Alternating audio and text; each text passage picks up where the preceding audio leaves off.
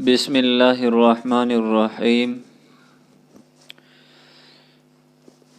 آپ نے اس سے پہلے سبق میں پڑھا کہ کس طرح سے شیطان نے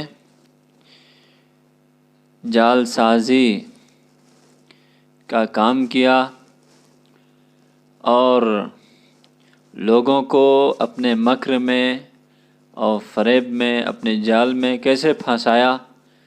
پھنسانے کے بعد اسے اللہ سے کیسے دور کیا اور اس کو ان لوگوں کو بتوں کی عبادت میں لگا دیا، اور جس کی وجہ سے وہ لوگ اللہ کی عبادت سے دور ہو گئے اور بتوں کی عبادت میں لگ گئے، اللہ کے ساتھ شریک ٹھہرانے لگے۔ جب وہ لوگ اللہ کے ساتھ شریک ٹھہرانے لگے اور ان کے ساتھ کسی اور کو ساجی کرنے لگے، اللہ کے علاوہ کی عبادت کرنے لگے، بتوں کے سامنے سجدہ ریز ہونے لگے، تو اللہ تبارک و تعالیٰ کا غضب ان لوگوں پر نازل ہوا۔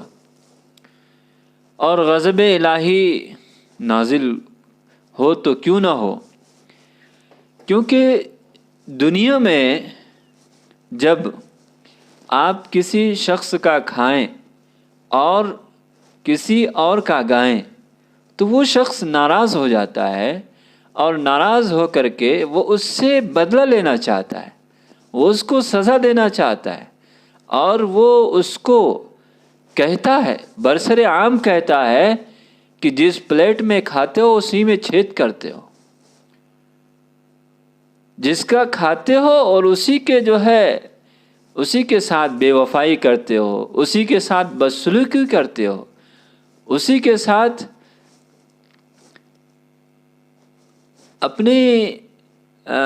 اسی کے ساتھ اپنا رویہ صحیح نہیں رکھتے، اسی کی مخالفت کرتے ہو۔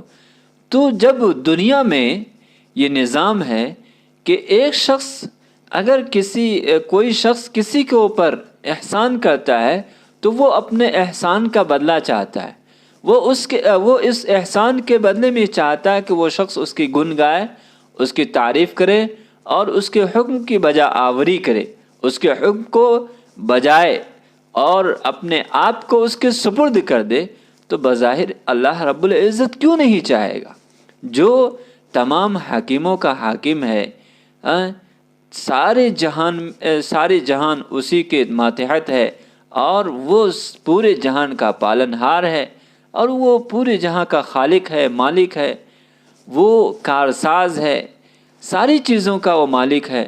تو وہ مالک ہونے کے بعد کیوں نہ وہ غصہ ہوگا، کیوں نہ ان کا عتاب اس انسان کے اوپر نازل ہوگا، کیونکہ وہ اللہ کھلاتا ہے، پلاتا ہے، ساری چیزیں انسان کی جتنی بھی ضرورت ہیں، جتنے بھی اشیاء ہیں، ساری چیزوں کو مہیا کراتا ہے، ساری ضرورتوں کو پورا کرتا ہے، ساری ضرورتوں کی تکمیل کرتا ہے۔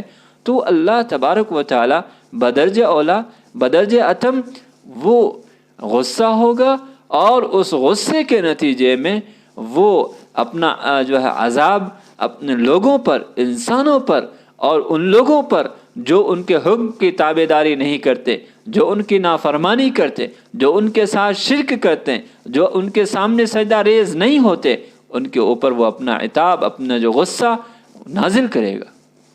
تو چونکہ کچھ اسی طرح سے ان لوگوں کے ساتھ بھی ہوا کہ اللہ تبارک و تعالیٰ نے انہیں عقل سلیم عطا کیا، ساری چیزیں عطا کی، وہ ان ساری چیزوں کے ہونے کے باوجود اللہ تبارک و تعالیٰ نے انہیں پیدا کیا، انہیں کھلاتا ہے، انہیں روزی دیتا ہے، وہ ساری چیزوں کے باوجود اب وہ اللہ کے ساتھ کسی کو شریک کر رہے ہیں، اللہ کے ساتھ اللہ کی نافرمانی کر رہے ہیں، اللہ کے علاوہ کی عبادت کر رہے ہیں، تو اللہ تبارک و تعالیٰ کا غضب یہاں پہ نازل ہوا ان لوگوں کے، کیونکہ یہ بہت ہی بڑا ظلم ہے کہ انسان کسی کا کھائے اور گائے کسی اور کا، یہ بہت ہی بڑی نافرمانی ہے۔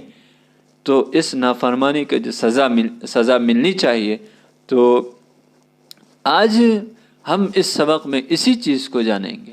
غضب اللہ، غضب اللہ، غضب اللہ، اللہ کا غضب. غضب یغضب غضبانا کے معنی آتا ہے غصہ ہونا، اللہ کا غصہ. وغضب اللہ علی الناس غضبا شدیدا، اللہ تبارک و تعالی لوگوں پر بہت زیادہ ناراض ہوا، بہت زیادہ غصہ ہوا. ولعنہم، اور ان پر لعن و تان کی.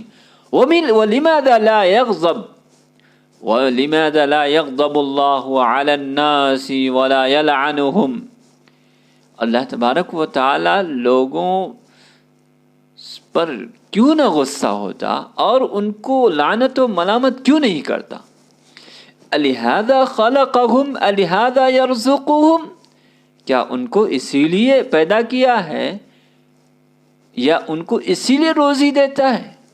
یمشون علی ارض اللہ ویکفرون باللہ، وہ اللہ کی زمین میں چلیں اور اللہ کے ساتھ نافرمانی کریں، اللہ سے نافرمانی کریں، اللہ کی ناشکری کریں. ویأکلون رزق اللہ ویشرکون باللہ، وہ اللہ کے رزق کو کھائیں اور اس کے ساتھ شریک کریں، اس کا ساجی ٹھہرائیں. ان ھذا لظلم عظیم، یہ بہت ہی بڑا ظلم ہے. ان ھذا لظلم عظیم، یہ بہت ہی بڑا ظلم ہے. غضب اللہ علی الناس وحبس المطر وضیق علیہم وقل الحرث وقل النسل، اللہ تبارک و تعالی ان کے اوپر ناراض ہوا. تو اللہ تبارک و تعالی لوگوں پر ناراض ہوا، لوگوں پر غصہ ہوا. اور حبس یحبس حبسن کے معنی تو روکنا، اور بارش کو روک دی. وضیق، ضیق یضیق تضییقن کے معنی آتا ہے تنگ کر دینا. وضیق علیہم، اور تنگ دستی ان کے اوپر طاری کر دی. وقل الحرث، قل یقل، قلن کے معنی آتا ہے کم ہونا، تھوڑا ہونا، تھوڑا کر دینا. اور کھیتی کو کم کر دیا اور نسل کو بھی کم کر دیا. وَلَكِنَّ النَّاسَ مَا عَقَلُوا، لیکن لوگ نہیں سمجھے.